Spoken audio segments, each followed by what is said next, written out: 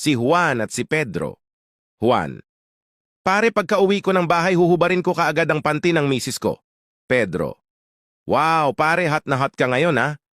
Juan: Hindi no. Masyadong masikip kasi sa akin ang panty ng misis ko. May isang sad boy ang naglalakad sa gilid ng dagat at may napansin siyang isang bote. Pagbukas niya ng bote ay may biglang lumabas na genie. Master! Dahil pinakawalan mo ako, ikaw na ang master ko. At dahil dyan, bibigyan kita ng isang wish at ito ay matutupad. Nagulat at natuwa ang lalaki sa nasaksihan. Talaga ba? O sige nga, bigyan mo ako ng maraming pera, mga 500 milyon. Teka, masyado naman atang malaki ang wish mo. Di ko kaya yan. Di yan kaya ng budget ko. Ibang wish na lang. Natahimik ang lalaki at nag-isip. O sige, ito na lang. Nag-away kasi kami ng girlfriend ko kanina. Di ko kasi siya maintindihan. Gusto ko bigyan mo ako ng kakayahan na intindihin ang mga babae. Yung maiintindihan ko kung paano sila mag-isip, bakit sila biglang nagagalit, bakit sila biglang umiiyak, at kung bakit sila biglang tumatahimik. Di ko kasi sila maintindihan, sagot ng lalaki. Napakamot na lang ang genie sabay tanong. Ilang milyon nga ulit kailangan mo?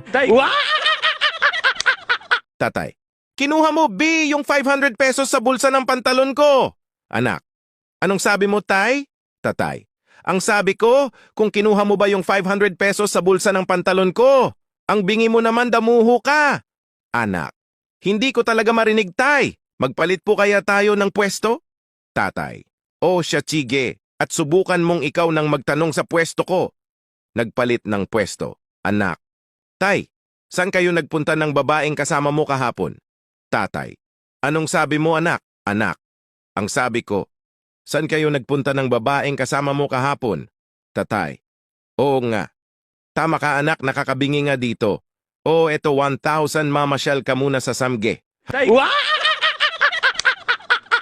Isang gabi si Juan at Pedro ay nagnakaw ng mga bayabas sa kanilang kapitbahay at napagpasyahang hatiin ang mga yon sa sementeryo para walang makakita sa kanila. Habang papaakyat sa gate ng sementeryo ay nahulog ang 2 bayabas. Sabi ni Pedro: Juan, nahulog yung 2 bayabas. Sabi ni Juan: Balikan na lang natin yun mamaya pag uwi. Sabi ni Pedro: Sige, sige. Habang pinaghahatian ng 2 ang ninakaw na bayabas, ay papauwi naman si Kulas na lasing at doon din sa may sementeryo ang daan. Sabi ni Juan: Isa sayo, isa sakin, isa sayo, isa sakin. Kinabahan si Kulas sa kanyang narinig at nawala ang kanyang lasing at dali-daling nagtungo kay Father. Sabi ni Kulas: Father! Father! Narinig ko po si Lucifer at ang kanyang kampon na pinaghahatian ang mga patay sa sementeryo. Dahil sa gustong malaman ng pari kung totoo nga ang sinasabi ni Kulas, ay agad silang nagtungo sa sementeryo. Sabi ni Juan: Isa sayo, isa sakin, isa sayo, isa sakin. Kinilabutan at nagtaasan ang balahibo ng pari sa kanyang narinig at lumapit pa ng mabuti sa gate upang mas lalong marinig ang pinaghahatian ng 2. Sabi ni Juan: Last na to, isa sayo, isa sakin. Sabi ni Pedro: Ha? E paano yung 2 sa labas ng gate? Sabi ng pari. Kulas! Sabi ni Kulas. Bakit ho, Father? Sabi ng pari. Takbo!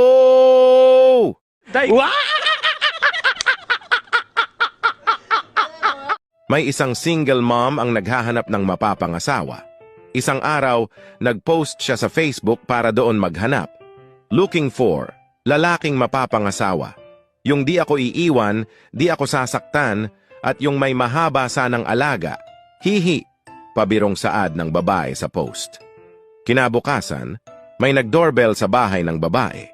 Pagbukas niya ng pinto ay may nakita siyang lalaking walang kamay, walang paa, at nakasakay sa wheelchair. Tinanong niya ito, Magandang araw ho. Ano po sadya nyo? Sumagot naman ang lalaki ng, Nabasa ko yung post mo sa Facebook na naghahanap ka ng mapapangasawa. Pwedeng-pwede ako.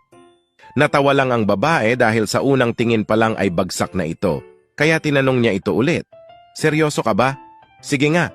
Meron ka ba ng mga hinahanap ko sa lalaki? Di mo ba ako sasaktan?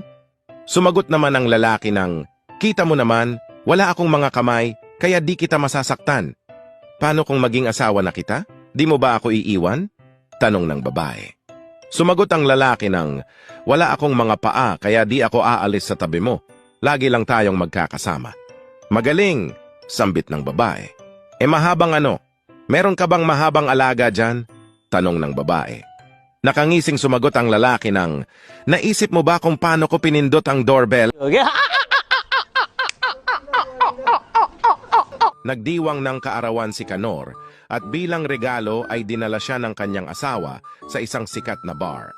Pagpasok nila ng bar ay binati sila ng gwardya. Magandang gabi ma'am, magandang gabi Canor. Nagulat ang asawa ni Canor at nagtanong, ba't ka kilala ng gwardya? Nakapunta ka na ba dito? Sumagot si Canor ng, hindi, kakilala ko lang yun sa trabaho. Nagtungo na si Canor at ang kanyang asawa para kumuha ng lamesa. Pag-upo nila sa kanilang lamesa ay may lumapit na waiter. Canor, dating drinks pa din ba? Nagulat ulit ang asawa ni Canor at nagtanong, ba't ka kilala ng waiter? Nagpupunta ka ba dito? Sumagot lang si Canor ng, hindi, kaibigan lang yon ng kumpare ko kaya kilala ako. Ilang saglit lang ay may lumapit naman sa kanilang babae. Canor, may mga bago tayo dito, pili ka lang. Tumayo ang asawa ni Canor at galit na lumabas ng bar. Sa pag-aalala, sinundan ito ni Canor at sumakay sila ng tricycle. Pagkasakay nila ng tricycle, biglang nagtanong yung driver, Canor, sa Sogo ba tayo? Ba't ang pangit naman ng nakuha mo ngayong babae? Pulis. Sino sa inyo ang nakasaksi sa aksidente? Pedro. Ako po, sir. Pulis. Nakuha mo ba yung plate number ng sasakyan? Pedro. Hindi po, sir. Nakaturnilyo kasi, Interview sa trabaho nila Diego at Buknoy. HR. Anong pangalan ng presidente natin? Diego. Rodrigo Duterte po. HR. Kailan nadiskubre ang Pilipinas? Diego. March 15, 1521 po. HR. May gamot na bang nadiskubre para sa cancer? Diego. Oo, dati pa. HR. Very good. Labas ka muna, hintay ka ng tawag ko, lumabas si Diego. Nagtanong si Buknoy kay Diego. Buknoy. Anong sinabi sa'yo, Diego? Biglang tinawag si Buknoy ng HR. Diego. Buknoy, ito lang ang isasagot mo sa HR.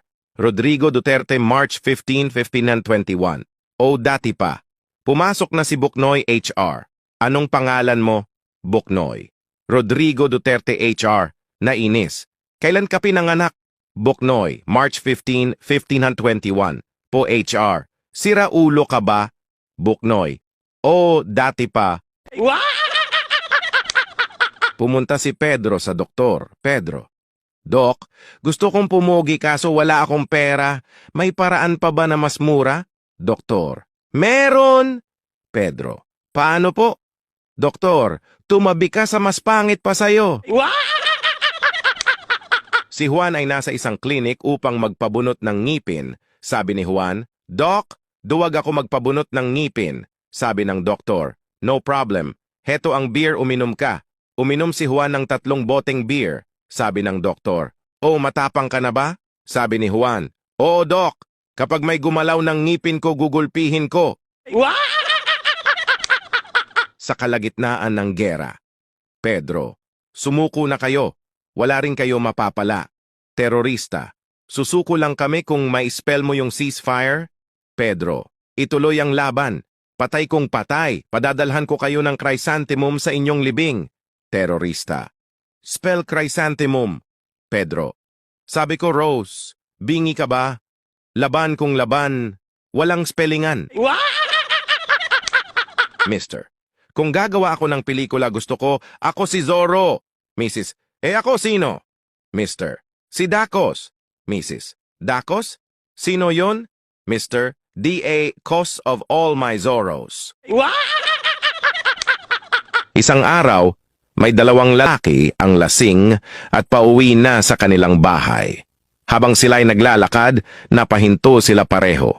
Sinabi ng isang lalaki sa kanyang kumpare na, pare, dito na ang bahay ko. Sumagot naman ang isa na, naku pare, lasing ka na nga talaga. Sa akin bahay iyan. Lumipas ang ilang minuto, habang sila ay nagtatalo may lumabas na babae at sinabi, "Punyemas, lasing na naman kayong mag-ama."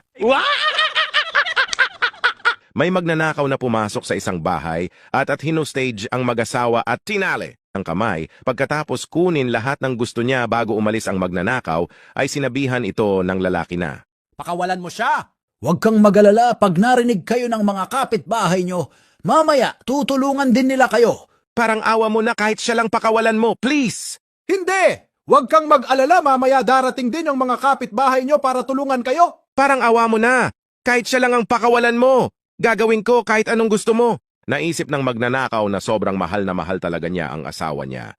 Hindi pwede. Para hindi na lang kayo masaktan, huwag ka na maingay. "Pare, sige na, parang awa mo na, kahit siya lang pakawalan mo, tapos umalis ka na kung gusto mo.